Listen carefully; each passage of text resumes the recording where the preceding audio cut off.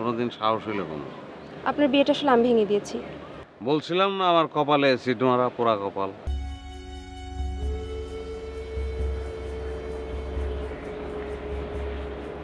আমি বিদায় নিতে এসেছি আপনার কাছ থেকে। চলে যাচ্ছি।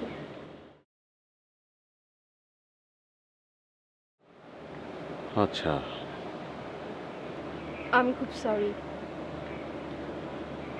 আপনার বিয়েটা ভেঙে গেল।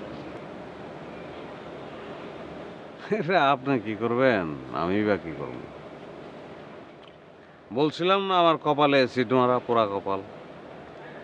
আপনার কপাল পোড়াও না, অ্যাসিড মারাও না। আপনার বিয়েটা আসলে আমি ভেঙে দিয়েছি। আপনি প্লিজ আমার উপর রাগ করেন না। আমি আপনাকে বুঝিয়ে বলি, কয়দিন আগে আমার একটা বন্ধু বিয়ে করতে গিয়েছিল এই ম্যারেজ মেডের হেল্প নিয়ে। ওর সাথে যেই মেয়েটার বিয়ে হওয়ার কথা ছিল, একটা ফ্রড, পুরোপুরি একটা ফ্রড। আর সেই একই মেয়ের ছবি না আমি এই যে কালাচাঁদের কাছে দেখেছি আপনার সাথে যার বিয়ে হওয়ার কথা ছিল। আমি দেখেই তো ওটা বুঝতে পারলাম এই পুরোটা না একটা চক্র, মানুষকে ঠকিয়ে বেড়ায়। আর আমি চাইনি আপনি এরকম ঠকে যান। হ্যাঁ ভাই, আমি আমি নিজে জানি, আমি চেক করেছি, ওই একই মেয়ে, একই চক্র।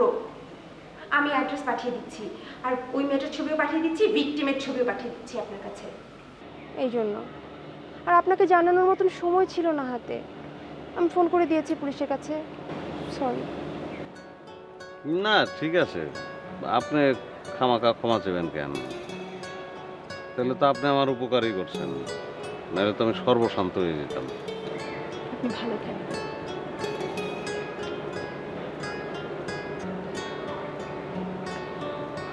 আসি আমি।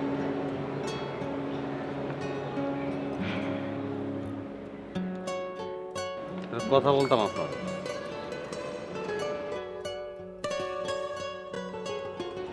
বলেন। না থাক।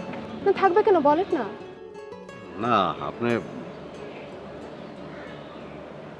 ভালো থাকেন। আপনি